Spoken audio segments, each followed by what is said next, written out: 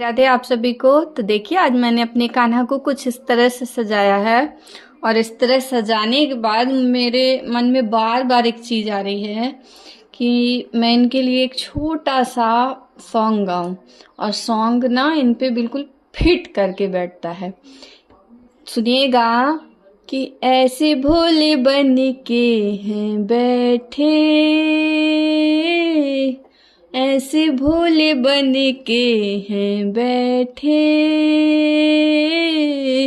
जैसे कोई बात नहीं।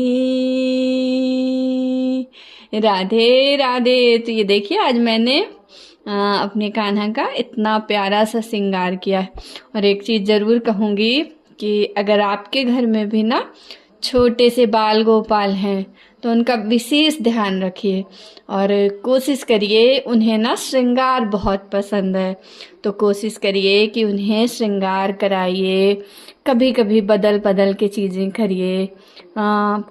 आपको पता है जब आप ऐसा करते हो ना तो आपके मन में अपने आप भाव आने लगते हैं कि हाँ आज ना मुझे ऐसे करना है, आज कुछ ऐसे बदलना है। तो बस भक्ति अलग है और प्रेम अलग है। तो मैं सच कहूँ तो मुझे भक्ति नहीं आती, मुझे बस प्रेम आता है। और याद रखिए अगर आपने केवल भक्ति की है तो आपको भगवान का स्नेह कभी नहीं मिल सकता।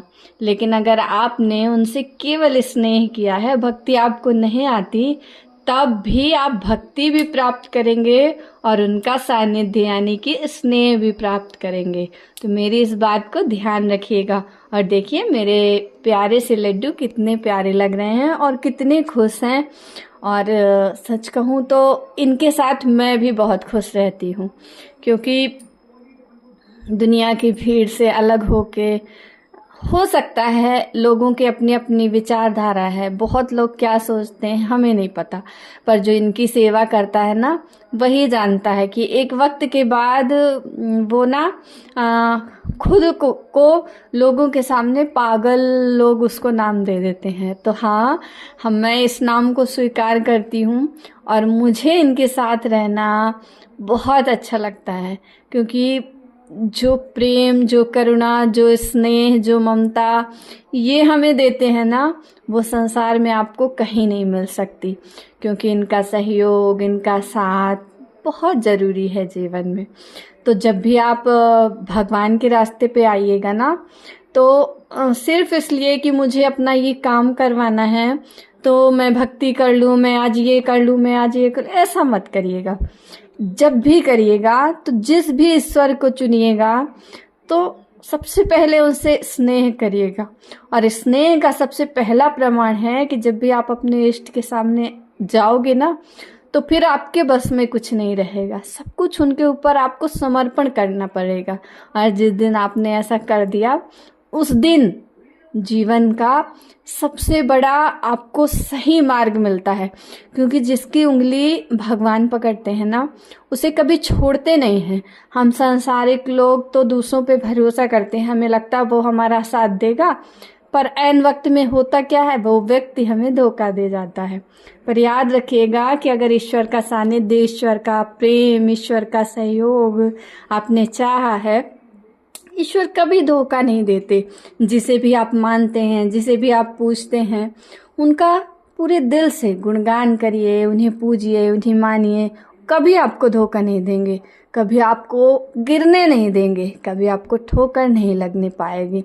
और अगर थोड़ी बहुत दिक्कतें आती भी हैं ना तो आप इस तरह से समझिए कि हम जो सांसारिक माता पिता होते हैं तो जब हमारा बच्चा गिरता है तो कई बार हम ये कहते हैं, हमारे बगल में अगर कोई उठ के जाके उसे उठाना भी चाहे तब भी हम ये कहते हैं कि रुक जा, उसे खुद से उठने दे।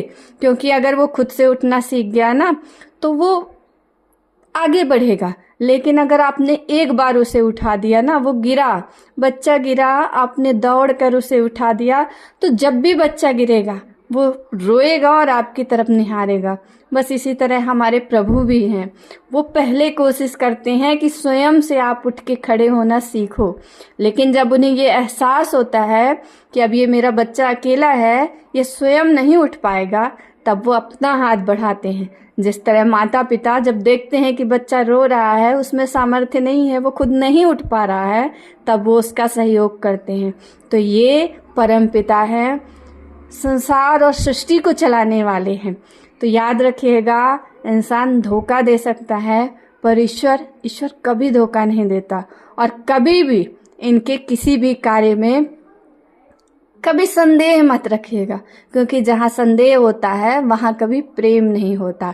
तो अगर आपको भी इनसे प्रेम है तो प्रेम से कहिए राधे राधे, और मेरे लड्डू के लिए एक लाइक जरूर दीजिएगा। राधे राधे।